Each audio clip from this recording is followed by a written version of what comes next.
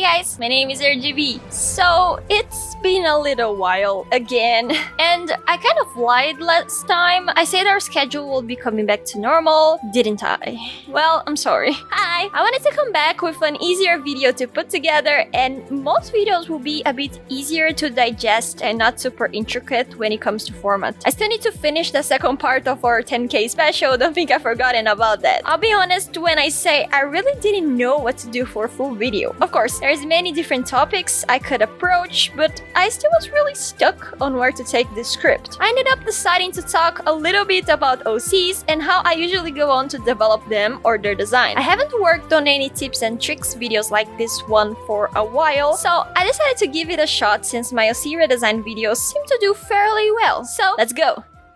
I've always loved making OCs in general. To be completely honest with you guys, because my interest fluctuates a lot, I don't usually stick to specific OCs for more than a few months. I usually just get super into them for a really long time, can only think about them, and then I drop them inside the forgotten box and never touch them again. I know, I'm not the best OC mom, but hey, when I start making them, I do put a lot of effort into it. This comes from someone who always makes OCs for specific settings. I have a personal way on how I like to make OCs because I never do them just because. When you just make an OC because you want a cute character to stand in a white or a colorful void, you don't really need to think much about them, their past, relationships, and personality because they're just a prop and a pretty thing to stare at. In my opinion, the easiest way to start making an OC is to have a story you'd like to tell. Make OCs with a purpose in mind, and honestly, everything will naturally fall into place. If your OC has a purpose, we can start from there. When your OC has a reason to be in the story, it usually means they're important to a certain degree. I advise you not to make filler characters if you're trying to tell a specific story, because it can make everything seem convoluted and you might lose sight of what's the message you're trying to tell. After you have the purpose for the character, you can start thinking about obstacles for that character. Then you start to think about how would they deal with specific obstacles. Eden, for example, my OC, his main purpose is to be the chosen one who will have to take heart-wrenching decisions and be selfless for once, something he's naturally not. I decided to make the main character of my story an asshole because he will be faced with having to grow as a person or watch the entire world crumble as he dies with it. I gave him specific personality traits.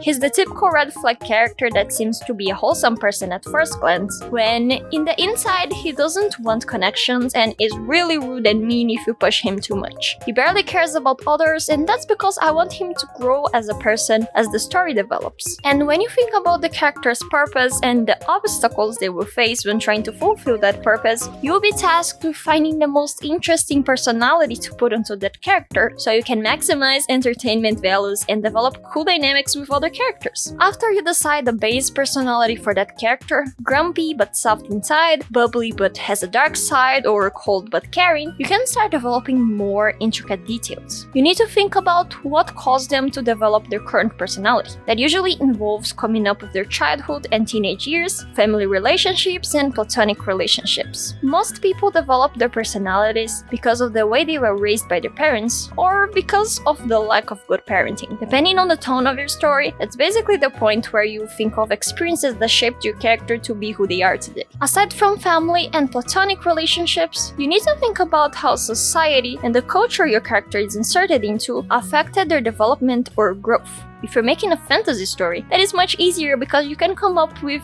whatever you want, but if you're basing off real life, you better do your research if you're tackling countries that are not your own. After you set the important foundation of personality and basic backstory, you can put on your glasses and try to see through your OC's eyes. One advice I saw in a video that I love is that people have filters. Every dialogue and way you express yourself is shaped by the way you see the world around you, and that's most often than not decided by your early years. For example, take the sentence, "Your outfit looks bad." If your character is tough and rude, your filter might make them say something like, "You look like shit. Did you pick your clothes with your eyes closed?" Or, if they're kind and have a tendency to be a people pleaser, they might try to soften what they say, saying something similar to, "Your outfit isn't bad, but I'm sure you can look even more stunning if you try." Miscellaneous things are a bit easier to choose because while personality may affect a little bit on what you find tastier or what music you like, there are some things that are just natural to yourself and you can't always justify why you like this or why you don't like that. So with things like favorite color, food, books, movies, songs, while you might want to look with the filter, you can create more interest by breaking the filter and choosing something that outsiders will never see that feature will see. That's how I usually go on about developing the written aspects of your character.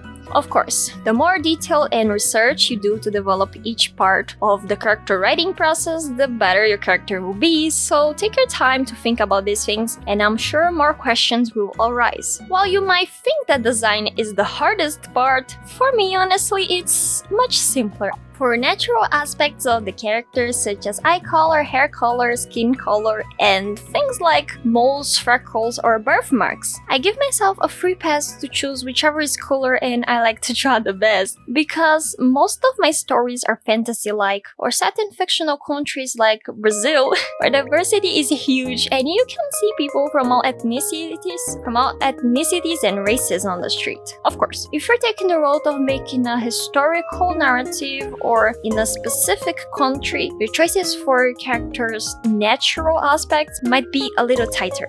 I always go wild on the natural traits, but I always try to keep in mind the shape language and color language. Use warm colors and soft, round edges for characters that are meant to be bubbly and cute, or sharp or straight edges for characters who are tougher or more serious. For a little bit of subversion of expectations, you can always choose to give the characters warm colors and round edges, only for it to clash completely with their personality and give the audience a bit of a surprise. For clothing and accessories, you always keep in mind 2 to 3 things. 1. The character's filter, which means their personality and the way they see the world, which directly impacts the way they dress or present themselves. 2. The character's setting and culture they're set in. If your character is European with no Japanese roots, you hardly see them wearing a yukata to celebrate a summer festival. And 3, which might or might not be important to your story, their monetary situation. If your character is in a harsh spot money-wise, they might need to improvise and be creative to keep being fashionable and cool. If your character is super rich, they might have an easier time with buying clothes, which means they can be like Barbie and have 1,000 different outfits and change clothes every day. People usually look for advice on how to make their characters extremely unique and iconic when they click on videos like this, but my personal advice is to focus on making an overall good character.